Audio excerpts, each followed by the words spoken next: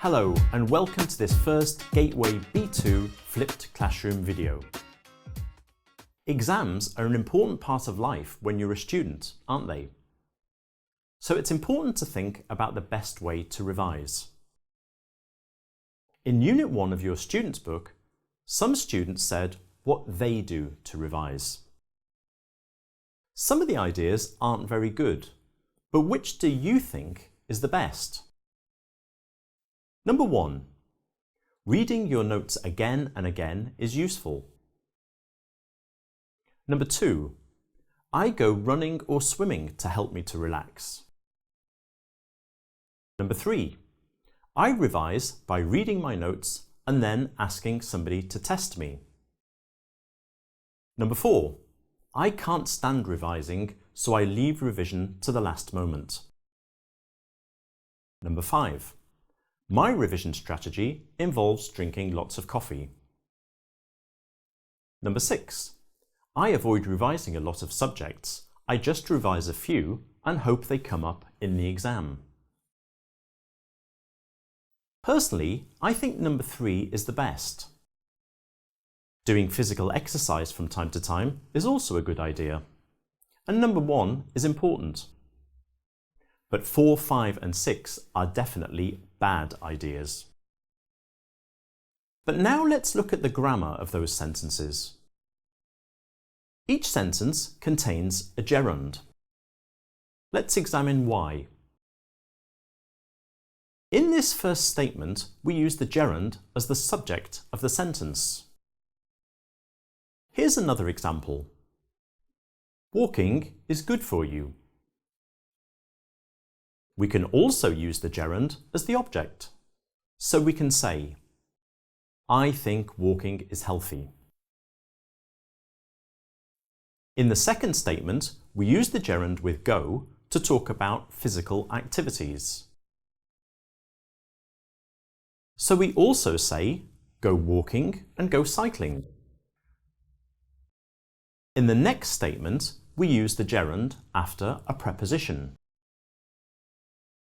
Here are some more examples. I'm interested in going. He's scared of flying. We also use the gerund after verbs of liking or disliking, as in this statement. So we also say, I enjoy reading. She hates watching sport on TV. Finally, there are certain verbs that need a gerund. Verbs like involve, avoid, or suggest. So we say, my revision strategy involves drinking lots of coffee. I avoid revising a lot of subjects. Now let's look at the ideas of 4 more students. Do you think these ideas are good or bad? Number 1. I always go to the library to revise. Number 2. It's good to revise with other students. Number 3. The last thing I do before the real exam is to do a practice exam. Number 4. I always need to take a break after 45 or 50 minutes of study. Everybody learns in different ways. But generally, I think that those seem like good ideas. Don't you? So now let's examine the sentences grammatically. They all contain the infinitive. We often use the infinitive to explain why somebody does something. So, I always go to the library to revise. We could also say, he went to the supermarket to buy bread. Or, some people need English to find a job. We also use the infinitive immediately after adjectives. So we say, it's good to revise with other students. Or, it's important to write clearly. Or, it's difficult to study without a break. Thirdly, we use the infinitive after to, enough, the first and the last. So we say, the last thing I do before the real exam is to do a practice exam. And lastly, there are certain verbs that need an infinitive. Verbs such as need, want, agree, or try.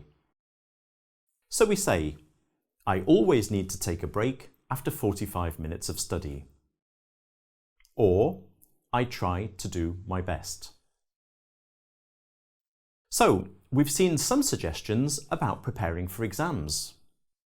My last piece of advice about exams is don't cheat. It never works, not even this. Thanks for watching. See you in the next unit.